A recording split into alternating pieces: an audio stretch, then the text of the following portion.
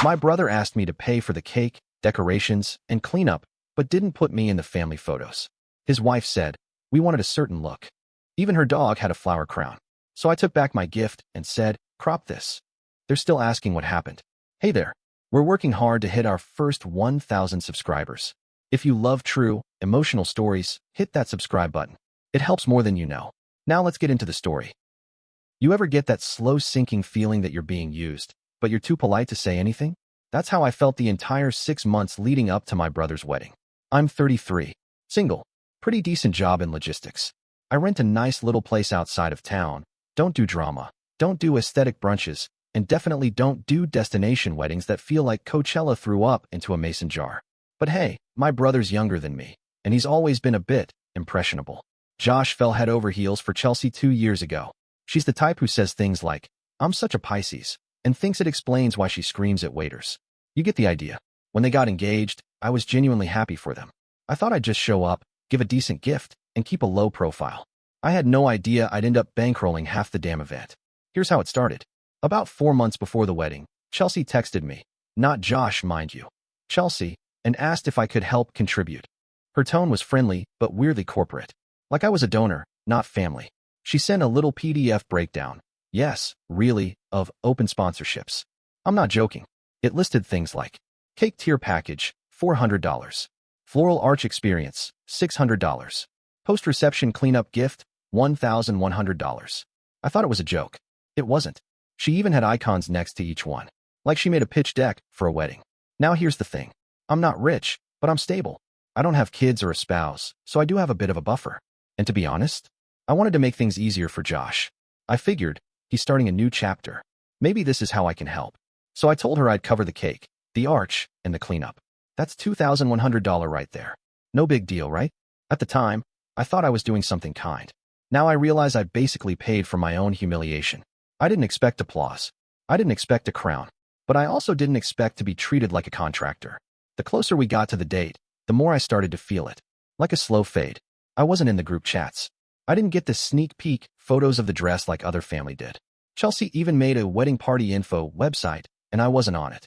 Not even listed under family. Not even a +1 invite, though I didn't ask for one. My mom just said, oh, Chelsea's very into vibes.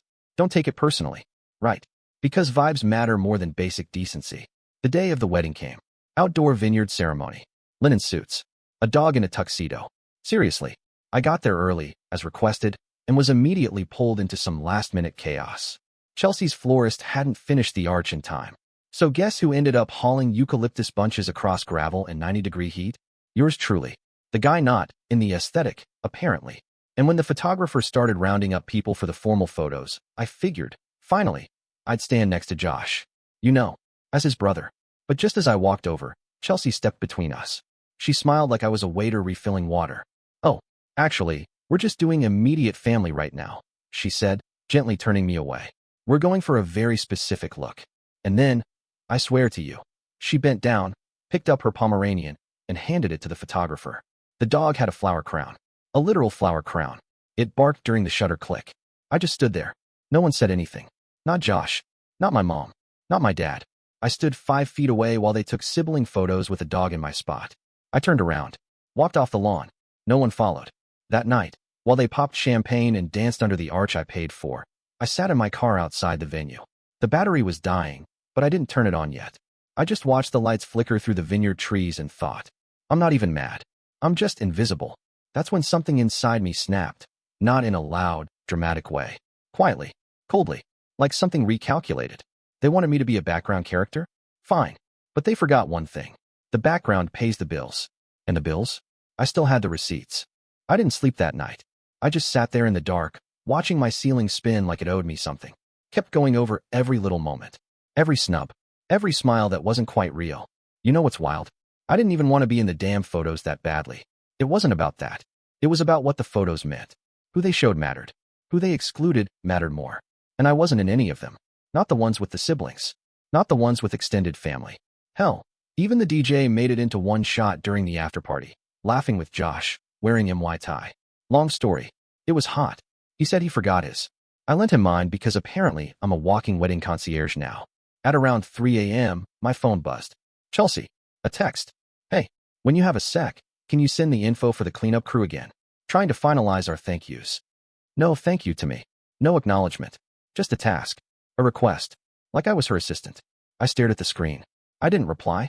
Later that morning, I opened Instagram. You already know where this is going. The photographer was fast. Chelsea had already posted a sneak peek. Caption. The most aesthetic day of my life. So grateful for the people who made this day magic. #core memories. Scroll through the carousel. Her and Josh laughing under the arch. Paid for by me. Her mom crying. The dog with a sign around its neck that said, I do too. Her bridesmaids jumping in the air like it's a tampon commercial.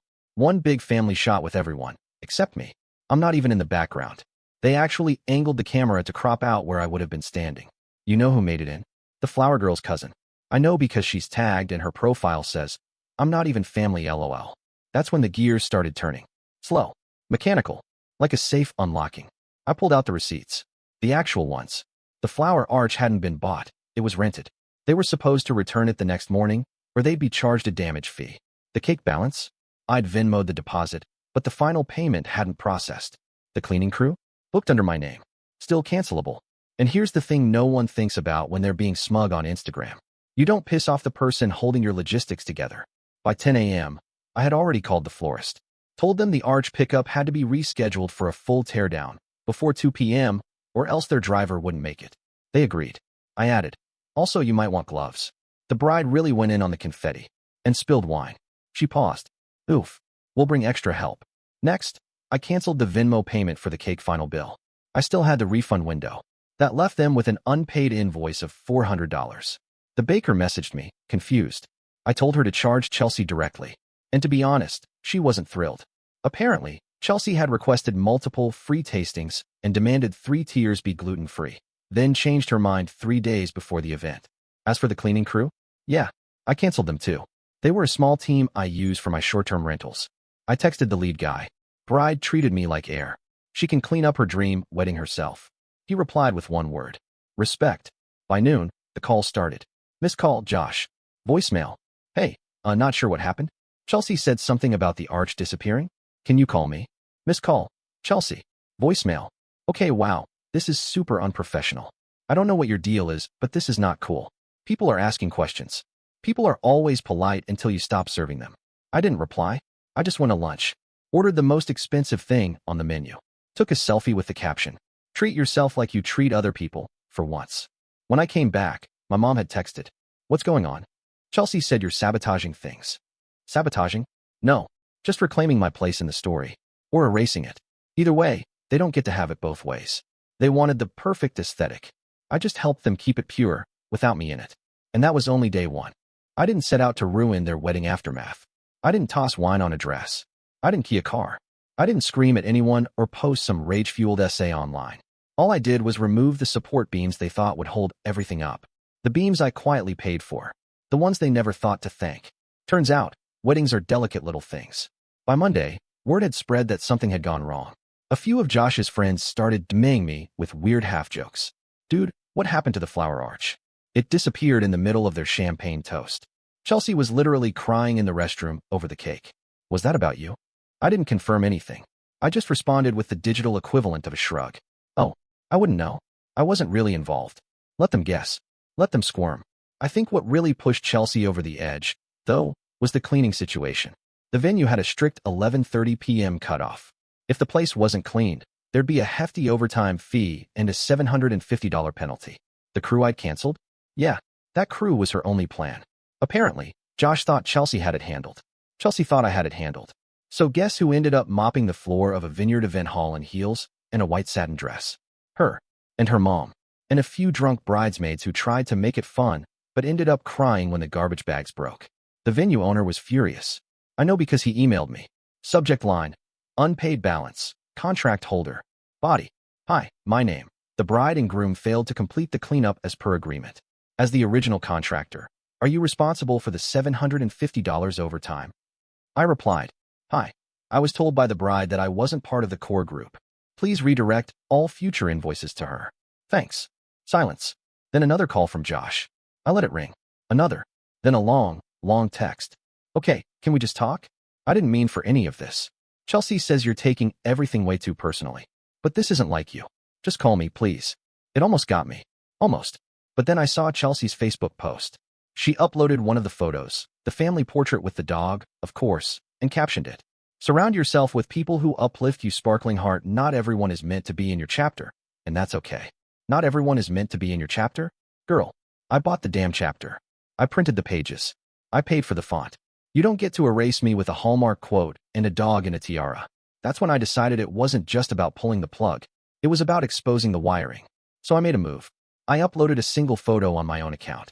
A shot I'd taken before the ceremony, when I helped the florist adjust the arch. Just me, holding the eucalyptus garland, with a caption, $600 for the flower arch. Not that I was in any photos near it, but hey, it turned out nice. Hope they enjoyed it before it vanished. Nothing dramatic, nothing cruel, but people started noticing. Mutual friends commented things like, wait, you bought the arch? You weren't in the pictures? What the hell? I was there. This is actually wild. I didn't respond to the comments. Let them connect the dots. Let Chelsea's carefully controlled narrative crack just enough for light to pour through. The next day, I got a private message from one of Chelsea's bridesmaids, Amanda, the only one I remotely liked. She said, honestly, I didn't realize how much you were doing. I thought you were, like, just helping with errands. Chelsea made it sound like you were barely involved. That's so messed up. Messed up. Yeah, that's a good word for it. But the thing is, I didn't have to do anything else. The wedding was already rotting at the edges. People were whispering, screenshots were circling, and every time Chelsea tried to play victim, someone else would post something that didn't line up. It wasn't revenge. Not really. It was just the truth, left unsupervised long enough to speak. And soon, that truth would start messing with more than just photos. It would hit her ego, her image, and her wallet. It took exactly 4 days for Chelsea to go from smug and glowing to frantic and spiraling. And all I had to do was nothing. I just let her dig her own glitter-covered grave. See, when you're the kind of person who curates their life like a lifestyle blog, the worst possible thing that can happen is inconsistency. Cracks. People asking questions that your captions can't answer. That's what started happening. It began with the florist. Chelsea had assumed the arch would just magically stay put after the wedding, like it was part of the vineyard. When it vanished mid-toast, as per the pickup I arranged, she blamed the venue staff. But the florist tagged her in a post the next day. Thanks to vendor name for the seamless pickup coordination yesterday. Hope the newlyweds enjoyed the installation while it lasted. Special thanks to my name for booking us. Boom. Now everyone knew who paid for it. And when Chelsea messaged the florist asking her to correct the post and remove my name, she refused. Then came the cake debacle. The baker, who was understandably pissed that her final payment bounced, tagged Chelsea in a story with a blurry shot of the cake mid-assembly and the caption, unfortunately, we're still waiting on payment for this piece. Always get contracts, folks. No names. But people connected the dots real quick. Josh called me that night. Again, I let it ring. Then he sent a text that was a little less brotherly. Look, you've made your point. Can you just stop? You're humiliating Chelsea. We're trying to enjoy being married, and you're poisoning everything. I stared at it for a while. Then I texted back. I didn't post a single lie. If the truth is poison, maybe the fairy tale was built on mold. He didn't respond. The next morning, Chelsea posted an Instagram reel. Oh yeah, full voiceover. Music. Slow motion clips of her walking down the aisle, hugging her bridesmaids, feeding the cake to Josh. You know, the whole thing. But at the end, the last few seconds, black screen, white text. Some people tried to ruin our day. But love always wins. Hashtag stay classy, hashtag unbothered, hashtag wife life. I actually laughed. Out loud. Alone in my kitchen, holding a spoonful of peanut butter like it was popcorn. Unbothered. You made a mini documentary to subtweet me. You are bothered, babe. But here's the thing. Chelsea needed that narrative. She needed to spin this into jealous sibling lashes out to save face. Problem was, too many people had already seen the receipts. The real ones. People I hadn't even spoken to were now calling her out in her own comments. Wait, but didn't Opie pay for most of this? So you left them out of pics and didn't pay vendors? This is giving main character syndrome. She started deleting comments, then turned off commenting entirely. And just when things were cooling down, the final piece dropped. My cousin shared a throwback from the wedding. Just a silly group shot she'd taken on her phone. Nothing professional. But in the background, clear as day, you could see me, helping the florist hold up the arch while they zip-tied the garland in place. Caption. Real MVP of the wedding. Still can't believe he wasn't in a single photo. Tag me. Hashtag crop this. That one. That post hit like a shot across the bow. Within a few hours, it had more likes than Chelsea's entire wedding album. She sent me a direct message.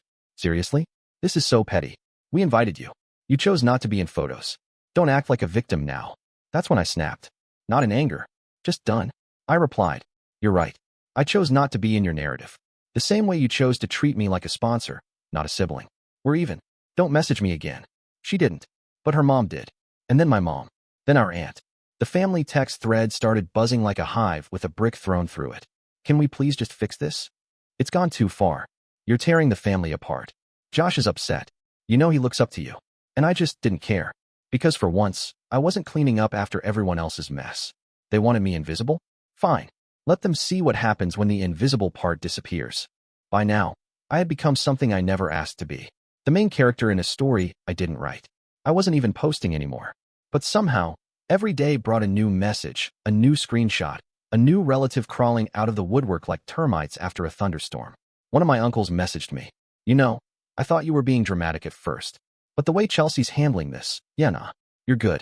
That one surprised me. He's the old school, family-first type who once called Facebook a virus. If he was siding with me, it meant the tide had really turned. The truth is, I hadn't wanted it to come to this. I wasn't aiming to be viral or vindictive. I just wanted my brother's wedding to feel like family. Not some curated, choreographed branding opportunity where I was an extra behind the catering truck. But by the end of that week, it wasn't just my feelings getting damaged. Chelsea's little empire was starting to collapse. Vendors were sharing stories. Not dramatic ones, just polite clarifications. But in wedding world, even that is a red flag. One florist commented on a planning forum. PSA, if a bride wants a $600 arch, make sure the actual client is CC'd on every email. Learn the hard way. Then the baker, yes, again, left a public review on her own page that read, some clients forget we're humans too. Pay your vendors, especially when your gift giver ghosted us first. Lessons learned. People knew who they were talking about. Chelsea knew too. So she did what any good influencer does when things go sideways. She doubled down. She posted a mental health check-in selfie. Just her, eyes puffy, no makeup, lying in bed with her dog, of course. Caption: this has been the hardest week of my life. I'm choosing peace, even when others choose drama. Please be kind. Broken heart hashtag healing hashtag let people grow hashtag safe space. The comments were all over the place. Some were sympathetic. You deserve peace, girl. Don't let haters win. Some were not. Peace? You excluded your fiancé's brother from photos after he paid for half your wedding. But the one that broke her? It was a quote repost from Amanda, the bridesmaid who had messaged me earlier. She posted a mirror selfie with this caption. You can't preach kindness while privately treating people like furniture. Sometimes the truth is the drama. Hashtag crop this. Mic drop. Chelsea lost it. She started messaging Amanda, then removed her from the wedding group chat, then deleted the entire wedding highlight reel from Instagram. And then, she tried one last move. The final Hail Mary. A mass email. Yes, a real, all caps, wedding-wide apology email. Subject line. Clearing the air, from Chelsea. Body. Hi everyone. I know there's been a lot of confusion and pain surrounding our wedding. I want to acknowledge that mistakes were made. Some people felt excluded, and that was never my intent. The aesthetic vision was important to me, but I never meant to hurt anyone. I hope we can all move forward in love and grace. Life is too short. And then, she tagged me at the end. Literally wrote, to my name, I'm sorry you felt left out. I truly appreciate your contributions. I hope you can forgive me. I read it twice. Then again. Then rolled my eyes so hard I pulled a neck muscle. You're sorry I felt left out? No, that's not an apology. That's PR damage control with a side of passive aggression. So I wrote back. Hi Chelsea. Thanks for the email. I don't need a group message to know whether someone means an apology. I needed you to see me, before the arch, before the bill, before the damage. Good luck with the rest of your married life. No hard feelings. But also, no more favors. That was it. The silence afterward felt better than any apology. Josh called once more. I didn't pick up. I sent a single text. You let her erase me. She didn't do it alone. He replied with just 3 words. I'm so sorry. I left it on read.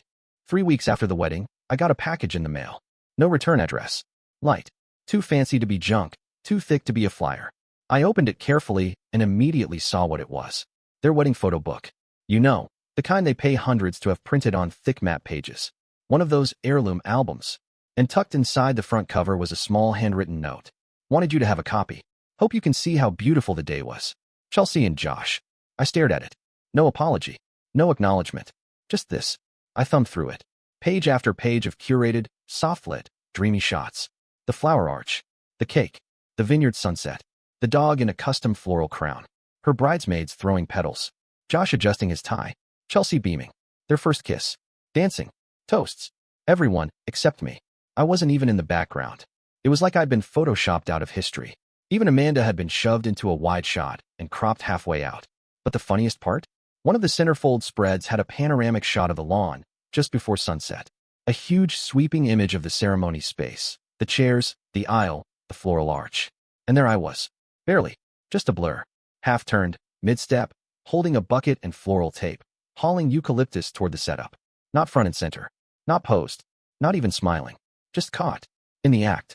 Of building something I wouldn't be part of. And that one image? That was the most honest photo in the entire book.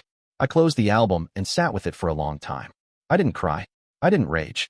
I just thought about how much we all lie for appearances, how much we edit, crop, and soften the edges of things to make them fit a story we want, not the story that was. So I took a picture of the album, just the cover, nothing inside, posted it to my social media with one line. They sent me the album. Even her dog made the cut. Hashtag crop this. And I logged off. 1 month later, my cousin hosted a small barbecue. I went. Josh showed up too. Chelsea didn't. He didn't say much, but he stood next to me for a while, quietly sipping a beer. After a long silence, he finally muttered, "I didn't know it'd turn out like that." I shrugged. "You didn't ask." He nodded. We didn't hug. We didn't toast. But he didn't leave my side for the next hour. And you know what? That was enough. Because in the end, I didn't need a flower crown. I didn't need a speech. I didn't need the photographer to catch me looking perfect in golden light. I just needed to know I wasn't invisible. And now, they see me. Maybe not in the pictures, but in every awkward pause, every comment they deleted, every photo someone tried to edit without me in it. I'm there. And this time, they're the ones who can't crop me out. And that's the story. If you're still here, that means you're one of us. So go ahead, hit that subscribe button. I drop new chaos every single day, and trust me, tomorrow's story, it's even worse than this one.